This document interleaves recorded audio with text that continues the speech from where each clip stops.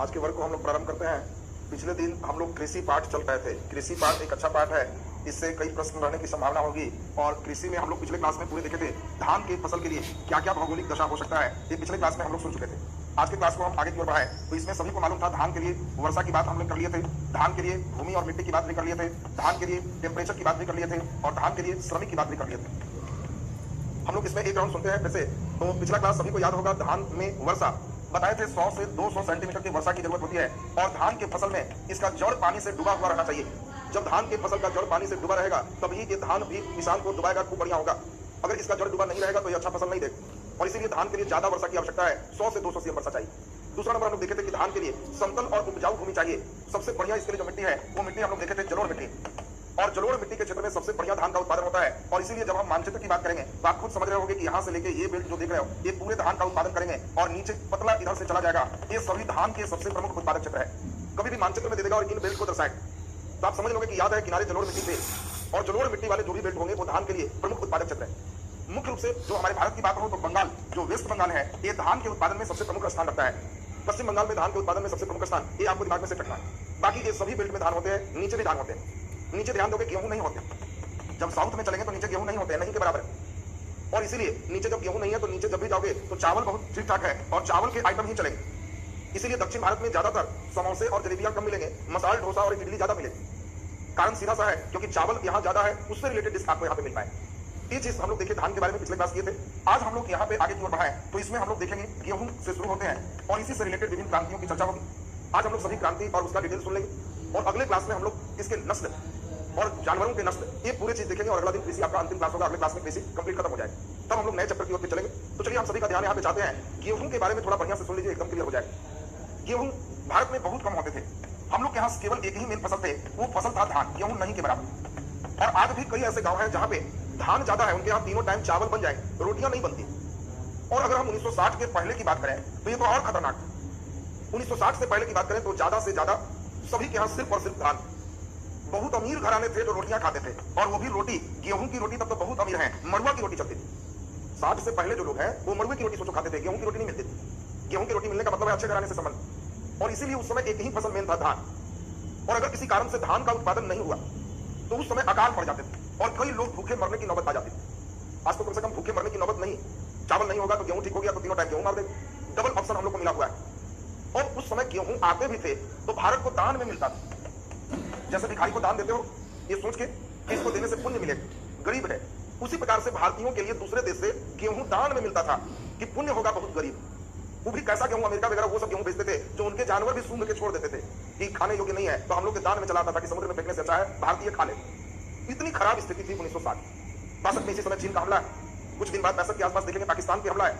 और इसी समय हमारे प्रधानमंत्री हैं लाल बहादुर शास्त्री। इन्होंने एक प्रयास किया और इन्होंने लाल बहादुर शास्त्री ने प्रयास किया कि हमारे यहाँ अमेरिका के टाइप का ही गेहूं क्यों ना, जो अमेरिका दान देता है तो उनसे हम गेहूं की बीज अच्छा मान लेंगे। और उस समय अमेरिका के ही नीचे एक देश है जिसका नाम आप सभी लोग जानते हो, मैक्सिको। और मैक्सिको में हम लोग देखें एक व्यक्ति सब लोग जानते हैं, नॉर्मन बोरलॉग। ये एक वैज्ञानिक है और नॉर्मन बोरलॉग ने मैक्सिको में रिसर्च करके एक बहुत अच्छे किस्म का हाईली इल्ड वेराइटी, इसको HY भी कहते हैं, इसी को हाइब्रिड के लोग ट्रेड में कहते हैं। तो हाईली इल्ड वेराइटी, उच्च उन्नत किस्म के बीज, ये नॉर्मन बोरलॉग ने मैक्सिको में बनाया और उन्होंने बताया कि यह भारतीय जलवायु के भी अनुकूल है। और इसीलिए अति उत्साह में आके लाल बहादुर शास्त्री ने एक नारा दिया, जय जवान जय किसान। जय जवान उन लोग के लिए जो बॉर्डर पर तैनात थे और जय किसान इन लोग के लिए कि जो नया बीज आ रहा है उसमें मेहनत करके भारत खाद्यान्न में भी जो है आत्मनिर्भर हो जाए, दूसरे से दान लेने की जरूरत ना पड़े।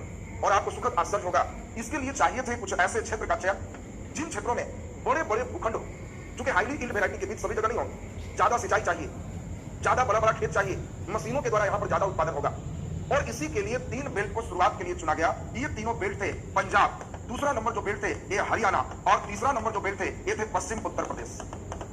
यूपी बहुत बड़ा था तो ये मध्य यूपी और पूर्वी यूपी को छोड़ दिया गया। पश्चिम साइड का यूपी, आज पश्चिम यूपी सबसे डेवलप है उत्तर प्रदेश। और ये 3 बेल्ट जो आप देख रहे हो, पंजाब, हरियाणा और पश्चिमी उत्तर प्रदेश, यही 3 बेल्ट में जब हम लोग मैक्सिको से आए उच्च उन्नत किस्म के बीज को हम अपने भारतीय वैज्ञानिक स्वामीनाथन के देख रेख में, देखो नॉर्मल बोरलॉग मैक्सिको के और इंडिया में जो वैज्ञानिक है स्वामीनाथन है, ये में स्वामीनाथन खास वहां गए, ट्रेंड हुए और किसानों को समझाए किस प्रकार से इस बीज को रोपना है, कैसे मेहनत करना है। और भारत का एक छोटा सा टुकड़ा जो तुम देख रहे हो, यहां जब हम लोग गेहूं के बीज लगाए तो हम लोग काफी उत्साहित हो गए। इतना उत्पादन अधिक हुआ कि हम लोग इस क्षेत्र से पूरे भारत को गेहूं खिलाना शुरू किए और यहां से गेहूं दूसरे जगह दान भी देना शुरू कर दिए, निर्यात भी करना शुरू कर दिए। ये कोई क्रांति से कम नहीं था, क्योंकि जब कोई भिखारी को तुम पैसा दे रहे हो, वो भिखारी एक दिन ऐसा हो जाए कि खुद भीख देने लग जाए, दान देने लग जाए, तो कहोगे क्रांति कैसे हो गया? तो ये हरा भरा जो क्रांति देख रहे हो, इसी का नाम पड़ा हरित क्रांति। बहुत इंपॉर्टेंट, देखो ये हरित क्रांति का बात आप समझ गए हो। अब इस हरित क्रांति के सिस्टम से क्या प्रश्न होते हैं, एक बार हम लोग इसको सुन लें तो पूरा का पूरा क्लियर हो जाएगा। पहले आप अपना ध्यान दोगे, यहाँ पे दो चीज इंपॉर्टेंट है, एक तो क्रांति और दूसरा इसका संबंध किससे है। इससे आपको प्रश्न पूछे जाते हैं तो आज क्रांति और संबंध भी कंप्लीट हो जाएगा। अगला दिन हम लोग जो चलेंगे वो मुख्य रूप से रहेगा इसमें इसका रिसर्च सेंटर जो इंपॉर्टेंट है। जैसे चावल अनुसंधान केंद्र हम लोग देखे थे कटक में, उड़ीसा में था, उसी प्रकार आलू अनुसंधान केंद्र, मक्का अनुसंधान केंद्र, गेहूं अनुसंधान केंद्र, सभी का अनुसंधान केंद्र, सभी क्वेश्चन आपको पूछे जाते हैं। और तब मुख्य रूप से इसके बाद अगले टॉपिक पर जब चलेंगे तब कुछ पशुओं के बारे में भी क्वेश्चन आपको आ सकता है। इसी में धान का, गेहूं का, इसमें किस्म भी आपसे पूछा जा सकता है। जब पशु पढ़ेंगे तो उनके नस्ल भी आपसे पूछे जा सकते हैं। तो बस ये 2-3 स्टेप और हम लोग पढ़ लेंगे तो कृषि पार्ट से जो भी प्रश्न है आपसे बन जाएगा। तो हम लोग सबसे पहले देखें 1970 के दशक रहा है और इस समय हरित क्रांति हुआ और हरित क्रांति का संबंध मुख्य रूप से गेहूं, फिर धीरे धीरे चावल, इसके उत्पादन में वृद्धि से है। आपसे पूछा जाए हरित क्रांति का संबंध किससे है, तो गेहूं और चावल के उत्पादन में वृद्धि से। मेन गेहूं है। हरित क्रांति किन बेल्ट में हुआ, तो हम लोग यहाँ पर सुन लिए पंजाब, हरियाणा और पश्चिमी उत्तर प्रदेश में हुआ। हरित क्रांति के जनक कौन है, तो अभी हमने आपको बताया नॉर्मल बोरलॉग इसके जनक है। हाँ, उल्टा क्वेश्चन दे दे, भारत में हरित क्रांति के जनक कौन है। जब भारत में लगा देगा तो इसमें स्वामीनाथन आ जाएंगे, एम एस स्वामीनाथन भारत में हरित क्रांति के जनक। धीरे धीरे जब हम लोग इस हरित क्रांति का आनंद ले लिए 70 के दशक में, 1964-65 की बात आपको हमने बताया, तो दशक 70 का हो जाएगा। अब मुख्य रूप से हम लोग यहाँ पे आए तो दूसरी क्रांति सभी लोग जानते हो, इसको हम लोग श्वेत क्रांति के नाम से जानते हैं। हम लोग यहाँ पशुधन सबसे ज्यादा है, लेकिन दूध में हम लोग पीछे चल रहे थे। कई कारण थे, हम लोग यहाँ दूध के संरक्षण का बहुत ज्यादा उपाय नहीं था। जिनके यहाँ एक पैसा है खाने पीने का हो गया, थोड़ा बहुत बेचने का है तो काम चल गया। और बहुत ज्यादा 100 गाय 100 भैंस रख करके कोई व्यक्ति रिस्क लेना नहीं चाह रहा था कि उतना दूध काम करेंगे क्या। तो धीरे धीरे इंडिया ने एक नई चीज का खोज किया जिसका नाम था पास्चुराइजेशन। और इसमें मुख्य व्यक्ति जो थे उनका नाम सभी लोग जानते हो, वर्गीज कुरियन। और पास्चुराइजेशन का मतलब था कि दूध को खूब गर्म करके और अचानक ठंडा करना। ऐसा मशीन में 3-4 बार अगर हम कर दिए, तीव्र गर्म, बहुत ज्यादा गर्म और अचानक ठंडा, तो उससे दूध को ज्यादा समय तक सुरक्षित रखा जा सकता है, वो फटेगा नहीं। और इसी क्रिया को पास्चुराइजेशन कहते हैं। और पास्चुराइजेशन प्रक्रिया से दूध जब देर तक संरक्षित होने लगा तो इंडिया में डेयरी का उत्पादन हम लोग बढ़ा दिया। Sudha dairy, Amul dairy, mother dairy, कई जो डेयरी नाम सुने हो, ये श्वेत क्रांति का दिन कि हम लोग उसी दूध से दूध और उससे निर्मित जितने पदार्थ हैं वो बनाए। और दूध के उत्पादन में भी हम लोग वर्ल्ड में प्रथम पहुंचे, अमेरिका तक को पीछे किए। और इसके लिए हम लोग एक ऑपरेशन चलाए जिसका नाम दिया गया ऑपरेशन फ्लड। ऑपरेशन फ्लड मैंने एकदम बाढ़ ला देना है। और इस ऑपरेशन फ्लड से, श्वेत क्रांति से दूध के उत्पादन में तीव्र वृद्धि हुई। तुम्हें 2-3 क्वेश्चन पूछा जाता है, ऑपरेशन फ्लड का संबंध है तो दूध से पूछा जाएगा, श्वेत क्रांति का संबंध है दूध उत्पादन से। अंतिम में जनक भी वहीं पर नहीं तो करते जाए तो ज्यादा अच्छा आपका हो जाएगा। तो इसमें साथ साथ ही कर लेंगे तो द बेस्ट प्रोसेस हो जाएगा। थोड़ा सा इसमें हम स्पेस दे लें तो आपको दिमाग में यहाँ पर बैठा लेना है। जिनका जनक पूछता है उनको ठीक कर लेंगे। अगर आपको कभी भी पूछे हरित क्रांति के जनक कौन है और फिर आपको पूछे हरित क्रांति के भारत में जनक कौन है, दो बात है, दोनों का आंसर आपको चेंज होना है। अगर आपको पूछा जाए कि बताओ हरित क्रांति के जनक कौन है, तो आपको कहना है कि सर एकदम हमारा ठीक है, हरित क्रांति के जनक नॉर्मन बोरलॉग है। नॉर्मन बोरलॉग, नॉर्मन बोरलॉग है। और भारत में हरित क्रांति के जनक स्वामीनाथन है। ये आपको यहाँ पे प्रश्न पूछे जाते हैं तो हम समझते हैं कि ये हरित क्रांति से रिलेटेड जो बात है। फिर से हरित क्रांति में मुख्य रूप से गेहूं और चावल का उत्पादन बढ़ा। सबसे ज्यादा अगर कहा जाए तो एक फसल में गेहूं में टिक लगाई। ये मुख्य रूप से पंजाब, हरियाणा और पश्चिमी उत्तर प्रदेश में डेवलप किया। ये मुख्य रूप से हरित क्रांति 1970 के दशक में आया। ये भी कभी कभी पूछता है, दिमाग में आपका सेट रहना चाहिए। श्वेत क्रांति के जनक की बात भी इसमें पूछता है, तो इसके जनक आपको ध्यान रखना है, वर्गीज कुरियन है। आपसे पूछा जाएगा कि बताओ श्वेत क्रांति के जनक कौन है, तो आंसर हो जाएगा वर्गीज कुरियन। श्वेत क्रांति का मतलब दूध के उत्पादन में वृद्धि। इसके लिए हम लोग जो अभियान चलाए उसका नाम था ऑपरेशन फ्लड। नेक्स्ट अगले नंबर हम लोग चले तो कई है। ये सब क्रांति से सीधा सीधा क्वेश्चन रहेगा, पीली क्रांति से संबंध किसका है। फिर इसी प्रकार से आपको क्वेश्चन आ सकता है, नीली क्रांति से संबंध किसका है। इसी प्रकार से आपको क्वेश्चन आ सकता है, गुलाबी क्रांति से संबंध किसका है। जो भी महत्वपूर्ण है वो सभी क्रांति आपको एक जगह कर देंगे तो आपको याद करने में सुविधा हो जाएगी। तो सभी लोग एक बार ध्यान दीजिए, आपको याद हो जाएगा। पीला पीला तुम सभी लोग जानते हो, सरसों ज्यादातर इसको इशारा करता है और वो मुख्य रूप से तेल के लिए होता है। इसीलिए पीली क्रांति तेलहन फसल के लिए मेन इंपॉर्टेंट है। आपको पूछा जाएगा पीली क्रांति का संबंध है आलू के उत्पादन में वृद्धि के लिए, मांस में उत्पादन की वृद्धि के लिए, तिलहन में उत्पादन की वृद्धि के लिए, तो तिलहन हो जाएगा। ठीक इसी प्रकार से नीली क्रांति का संबंध किससे है, तो नीली क्रांति में एक व्यक्ति है अरुण कृष्णा, उनको नीली क्रांति के जनक कहा जाता है, अरुण कृष्णा। और नीली क्रांति मुख्य रूप से मत्स्य उत्पादन में वृद्धि करता है, मछली के उत्पादन में वृद्धि करता है और मत्स्य उत्पादन के लिए नीली क्रांति संबंधित है। तो आपसे कभी भी पूछा जाएगा नीली क्रांति का संबंध किससे है, तो आपको ध्यान रखना है मत्स्य उत्पादन, मछली के उत्पादन से। ठीक इसी प्रकार आपको आए गुलाबी क्रांति का संबंध किससे है, बहुत आसान है, दुर्गेश पटेल जी इसके जनक हैं। कभी कभी जनक गुलाबी क्रांति का पूछा है एक बार, तो दुर्गेश आपको ध्यान रखना है पटेल। गुलाबी क्रांति के जनक कौन है, दुर्गेश पटेल। और गुलाबी क्रांति मुख्य रूप से झींगा मछली के उत्पादन के लिए ज्यादा फेमस है। तो दुर्गेश पटेल जी के द्वारा कहा गया कि जो मुख्य रूप से मछलियों में सबसे अच्छी मछली जो है वो है झींगा। और झींगा मछली जस्ट लाइक समुद्री टाइप की मछली है, इसमें ज्यादा विटामिन सी वगैरह है और इसके उत्पादन से व्यक्तियों में ज्यादा मछली का खाने का लाभ मिलेगा। और दुर्गेश पटेल के नेतृत्व में ये गुलाबी क्रांति हुआ झींगा उत्पादन के लिए। इसके बाद हम लोग चले तो आप सभी लोग जानते हैं काली क्रांति, भूरी क्रांति, कई प्रकार का आपकी क्रांति होगा। तो आपसे पूछा जाए काली क्रांति का संबंध किससे है, इसी प्रकार से काली क्रांति के बाद आपसे पूछें कि बताओ इसमें धूसर क्रांति का संबंध किससे है? धूसर माने ग्रे होता है, धूसर क्रांति का संबंध किससे है? रजत या इसको सिल्वर क्रांति भी कहते हैं। सिल्वर क्रांति का संबंध किससे है? तो ये भी आप लोग बता सकते हो। गोल्डन सुनहरा क्रांति का संबंध किससे है? ये भी आप लोग देखेंगे, सुनहरा क्रांति। और फिर और अब हम चलें तो भूरा क्रांति का संबंध किससे है? इसको भी हम लोग देखेंगे। फिर इसके बाद चलें गोल क्रांति का संबंध किससे है? हम लोग इसको देखेंगे। तो देखिए यहाँ पे कई क्रांति और है। छोटे एग्जाम में बीएसएससी मेंस हो, रेलवे हो, अन्य जो भी इंटर स्तरीय एग्जाम होते हैं, वहां पे ये छोटा छोटा सीधा टू द पॉइंट आपसे बात करता है, और इसीलिए एक बार सुन लेना और किसका संबंध किससे है ये चीज जानना सबसे जरूरी है। फिर इसके बाद हम लोग चलेंगे किस फसल के उत्पादन में कौन प्रथम स्थान रखता है। ये भी आप लोग के लिए बहुत अच्छा क्वेश्चन, बहुत बढ़िया प्रश्न है। चाय के उत्पादन में प्रथम स्थान, कपड़ा के उत्पादन में प्रथम स्थान, ये सब सबसे इंपॉर्टेंट चीज आपको ध्यान रखना होगा। तो पहले क्रांति कर ले, फिर स्थान वाइज हम लोग चलेंगे, धीरे धीरे सभी चीज को बचाते हम लोग चलेंगे। तो देखिए अभी हम यहाँ पे क्लियर करें काली क्रांति का संबंध किससे है, तो आपको ध्यान रखना है ये काली क्रांति का मतलब यहाँ संबंध है पेट्रोलियम में डीजल जिसको कहते हैं एथेनॉल की मात्रा मिलाना। पेट्रोलियम में एथेनॉल की मात्रा मिलाना, एथेनॉल की मात्रा मिलाना, ये दोनों मिला के पेट्रोलियम का उत्पादन बढ़ाना, ये काली क्रांति का पार्ट है। कि जो हमारा डीजल है उसमें हम अगर एथेनॉल का मतलब है इथाइल अल्कोहल, इसको मिक्स करते हैं तो गाड़ी का लाइफ भी और अच्छा होगा, और इस पर जो है आंतरिक रूप से जो दबाव ज्यादा है वो भी कमेगा, और इसीलिए इसके लिए हम लोग एक क्रांति लाए जिसको काली क्रांति के नाम से जानते हैं। दूसरा नंबर धूसर क्रांति का संबंध किससे? तो आप जानते हो मटमैला कलर का डीएपी खाद मेन होता है, और इसीलिए धूसर क्रांति का मेन संबंध है उर्वरक के उत्पादन में वृद्धि से। उर्वरक के उत्पादन में अगर हम वृद्धि का सोचे तो इस क्रांति को हम लोग नाम दिया है धूसर क्रांति। अगला रजत क्रांति तो सबको पता है, सिल्वर क्रांति चांदी के कलर का आप जानते हो अंडा होता है, और इसीलिए अंडा के उत्पादन में वृद्धि के लिए हम लोग रजत क्रांति चलाते हैं। भारत में जो मुर्गी है वर्ष भर में बहुत होगा तो 60 से 65 अंडे देती है, ज्यादातर ठंड के दिनों में अंडा अधिक देती है। अमेरिका में वही मुर्गी 365 दिन में 200 से अधिक अंडे देते हैं, यानी भारतीय मुर्गी से 3 गुना ज्यादा अंडे। तो आखिर वो क्या तकनीक है, उतने कैसे अंडे देते हैं, इन सभी चीजों के लिए हमारे यहाँ सिल्वर क्रांति लाया गया, और सिल्वर क्रांति का सबसे ज्यादा लाभ मिला आंध्र प्रदेश, और आज भी अंडा के उत्पादन में प्रथम स्थान तुम्हारा आंध्र प्रदेश रखता है। हम लोग जितने अंडे खाते हैं अभी भी बिहार, यूपी, ये सब उत्तर भारत का भी जो बेल्ट है वहां मैक्सिमम अंडा आंध्र प्रदेश से आयात होता है। मुर्गी जो अब कितना यहाँ पर फॉर्म वाली मुर्गी अंडा तक लोग ज्यादातर पहुंचने नहीं देते, 1 किलो होते होते कहते हैं कि बस खाने लायक हो गया पार, तो बड़ा होगी मुर्गी तब तो अंडा दे। कई लोग कृत्रिम अंडा की भी बात सोच रहे हैं, होता है कृत्रिम अंडा, हम लोग उसको लेबोरेटरी में भी बना सकते हैं। तो वो जो भी है अंडा उत्पादन में वृद्धि हमारा सिल्वर क्रांति के नाम से जाना जाता है। अगला एक बहुत अच्छा क्वेश्चन है कि अगर चांदी की क्रांति अंडा है तो बोलो सोना की क्रांति क्या हो? सोचो, सुनहरा क्रांति, ये भी कई जगह पेट्रोलियम भी मिलता है, लेकिन वो भूरा क्रांति में कहना, सुनहरा क्रांति में मुख्य रूप से बागवानी फसल का ज्यादा इंपॉर्टेंट है। यानी आपका कहीं खेत है और वहां बागवानी पेड़ रोप रहे हैं, वृक्षारोपण कर रहे हैं, और बागवानी में आप वृद्धि कर रहे हैं, तो इस क्रांति को सुनहरा क्रांति के नाम से जानते हैं। भूरा क्रांति हम लोग देखें तो ये पेट्रोलियम भी कहीं कहीं मिलेगा और मांस उत्पादन में भी मिलेगा, ये दोनों भूरी क्रांति है। और गोल क्रांति तो सभी बच्चे जानते हो, आलू का उत्पादन जो देख रहे हो इसी को गोल क्रांति के नाम से जानते हैं। तो जब भी पूछेगा गोल क्रांति तो आलू कहो।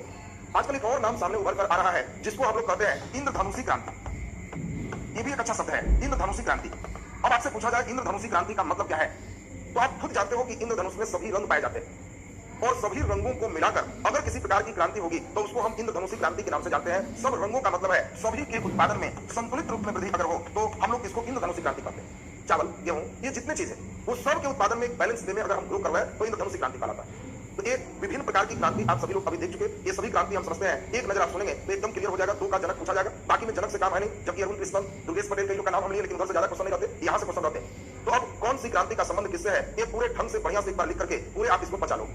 अब यहाँ पे कुछ फसल के बारे में हल्का आपको यहाँ हाईलाइट कर ले, महत्वपूर्ण फसल थोड़ा सा सुन लोगे, उसके बाद तब मेन चीज आएगा जो क्रीम हो, इसके उत्पादन में प्रथम स्थान, ये सबसे इंपॉर्टेंट चीज हो।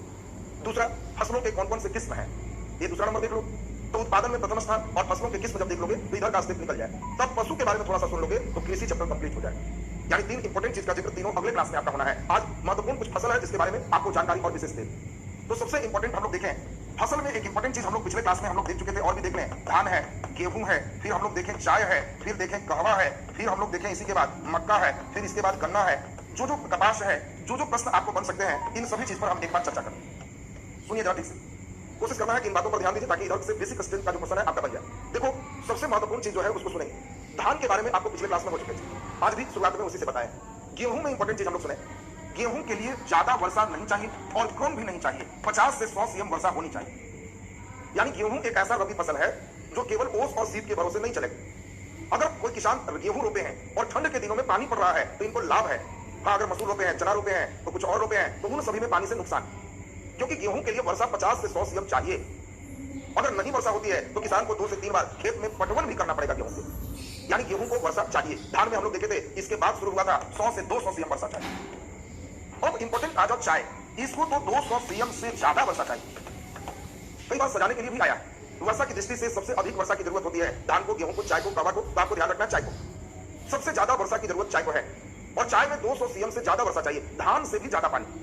लेकिन इंपॉर्टेंट एक और क्या है, धान से ज्यादा पानी इसको चाहिए, परंतु जड़ के पास जल जमाव नहीं होना चाहिए। ये भी बड़ा विशेष चीज है, बहुत विशेष चीज है। जड़ के पास जल जमाव नहीं होना चाहिए। अगर इसके जड़ के पास जल जम जाएगा तो चाय का फसल नष्ट हो जाएगी। धान वाली बात नहीं कि जड़ डूब जाए, इसीलिए पानी भी चाहिए, जल के इसमें जड़ के पास नहीं जमना चाहिए। तो इसके लिए पहाड़ी या ढालू जमीन की आवश्यकता होती है। देखो कई बार नेचर से भी क्वेश्चन पूछे जाते हैं, और उस समय जो बच्चे समझे रहते हैं वही लोग नेचर को पकड़ते हैं। चाय के लिए ढालू जमीन चाहिए, ढलान पर होगा, पानी को पड़ा और पानी निकल गया तो चाय के लिए बहुत अच्छा है। और चाय के लिए हम इसमें इसके पत्ती का उपयोग करते हैं, इसलिए नाम होता है चाय पत्ती। इसमें चाय के पत्ती का प्रयोग किया जाता है। ये चीज हम लोग यहाँ इंपॉर्टेंट चीज समझ लिए। इसमें कौन पत्ती तोड़ना है, कौन नहीं तोड़ना है, इसके लिए इसमें कुशल श्रमिक होना चाहिए। देखो धान में कुशल श्रमिक की जरूरत नहीं है, धान में लेबर सस्ता होना चाहिए, कम पैसा में काम करे, बाकी उसके ट्रेनिंग की बहुत जरूरत नहीं है। कोई है उठा के पटको तो उसमें से निकलेगा धान। इसमें कुशल चाहिए, किस पत्ते को तोड़ना है, किस पत्ते को नहीं तोड़ना है, अगला दिन ही पत्ता किस स्थिति में आ जाएगा, इतनी कुशलता है तो वो ज्यादा लोग यहाँ कार्यकर होंगे। और इसीलिए चाय के बागान में ज्यादातर महिला लोग ज्यादा काम करते हैं। पीछे टोकरी ले लेंगे और बस पत्ते को तोड़ के उसमें डालते चले जाते हैं, वो अपनी कुशलता से उस पत्ते को तोड़ने का काम करते हैं। ठीक इसी प्रकार हम अब यहां चले आए तो कहवा को समझो। कहवा को ही कॉफी कहते हैं। कई लोग कहवा और कॉफी एक ही है ये भी नहीं समझते, तो आपको समझना है कहवा का मतलब है कॉफी। और कहवा के लिए हम इसमें जो प्रश्न है उसको सुने। इसके लिए बीज का प्रयोग करते हैं। क्वेश्चन पूछा जाएगा तो चाय में पत्ती और कहवा कॉफी में बीज का प्रयोग करते हैं। कहवा में सबसे इंपॉर्टेंट है इसका एक टाइप जिसको अरेबिका कहते हैं। ये सबसे अच्छे किस्म का कहवा होता है, और भारत में अरेबिका किस्म का ही कहवा मुख्य रूप से पाए जाते हैं। तो कभी कभी रिवर्स क्वेश्चन आपसे पूछा जाएगा अरेबिका किसका टाइप्स है, तो आपको कहना कि वो पूछ रहे हैं अरे बिका क्यों, क्योंकि वो कॉफी बेच रहा है, चाय बेचता तो बिक जाता। यहाँ का आदमी चाय खूब पीता है, कॉफी पीता नहीं। अब दुकानदार कॉफी लेके चला आया तो डेली पूछना पड़ेगा अरे बिका तुम्हारा क्या, तो कॉफी, चाय तो बिक ही जाएगा। और इसीलिए कभी पूछेंगे अरे बिका तो कहना कि समझ गए ये कॉफी का टाइप्स। बाकी कर्नाटक कहवा में फंसता है, कौन किसमें फंसता है, ये तो डिटेल एक साथ हम करेंगे तो ज्यादा अच्छा तुमको समझ में आएगा। सबका अपना अपना बंधन होना चाहिए। मक्का के लिए भी अधिक हम लोग देखें जल की आवश्यकता नहीं होती, लेकिन मक्का का मूल स्थान याद रखना अमेरिका है। तो अमेरिका से ही वहीं से मुख्य रूप से ही चला है, और तब अभी भी उत्पादन में प्रथम स्थान अमेरिका रखता है। अब इसके बाद हम लोग जरा देखें, गन्ना भारत का मूल फसल है। आज कहीं भी गन्ना अगर हो रहा है तो भारत से गया होगा, भारत में ही गन्ना की शुरुआत। ऋग्वैदिक काल से यहाँ पे गन्ना की चर्चा होती है। तो गन्ना भारत का मूल फसल है। गन्ना के लिए भी अच्छा खासा जल चाहिए, ये भी धान जैसा ही अधिक जल इसको आवश्यकता होता है। तो इसीलिए जल के लिए भी हम लोग देखें गन्ना में भी ज्यादा है। कपास की बात अगर हम लोग करें तो कपास में सबसे इंपॉर्टेंट आप पढ़े हो काली मिट्टी की आवश्यकता होती है, और दूसरा सबसे इंपॉर्टेंट है 210 दिन एकदम खुला रहना चाहिए, पाला रहित रहना चाहिए। ये सबसे इंपॉर्टेंट है। 210 दिन, एक साल में 365 दिन में 210 दिन खुला आसमान होना चाहिए, मतलब एकदम खिली धूप मिलनी चाहिए, बादल उदल नहीं रहना चाहिए। 210 दिन एकदम उसको साफ चाहिए, और पाला उला नहीं पड़े, वहां पे कपास सबसे अच्छा होता है। कपास आपको ध्यान रखना है कि मुख्य रूप से इससे सूती वस्त्र बनाए जाते हैं। और भारत में जो कपास है वो छोटे रेशे के कपास है, क्योंकि कपास रेशेदार फसल होते हैं। तो आपको ये भी ध्यान रखना है कि भारत में छोटे रेशे के कपास होते हैं, और हर भारतीय आदमी को सूती कपड़ा चाहिए। इतने लोग के सूती वस्त्र की आवश्यकता को ये भारतीय छोटे रेशे के कपास से पूर्ति नहीं किया जा सकता। तो हमारी सरकार क्या करती है, सभी छोटे रेशे के कपास का निर्यात कर देती है, दूसरे गरीब देशों को बेच देती है, और दूसरे देश से लंबे रेशे के कपास का आयात करती है। और इसीलिए एक बहुत इंपॉर्टेंट क्वेश्चन है, भारत किस फसल का निर्यात और आयात दोनों करता है? ये तो बड़ा उल्टा पुल्टा बात है। आयात भी कर रहा है, खरीद भी रहा है और बेच भी रहा है। तुम्हारे मन में आना चाहिए कि भाई तब बेच रहे हो तो खरीद क्यों रहे हो, क्योंकि यहाँ रेशे चेंज। अब कैसे होता है, कई व्यक्ति गरीब है लेकिन तुम देखना कि हो सकता है वो अपने खेत में बासमती चावल उपजाया है, और फिर क्या किया, जब इसको काटा तो देखा कि बासमती का रेट बहुत अच्छा है, तो क्या किया, सब बासमती बेच दिया, केवल खीर भर छोड़ दिया, थोड़ा सा सब बेच दिया, तो निर्यात कर दिया। और फिर थोड़ा लो क्वालिटी वाला चावल दूसरा सब खरीद लिया। तो ये ऐसा किसान है कि बेचता भी और खरीदता भी।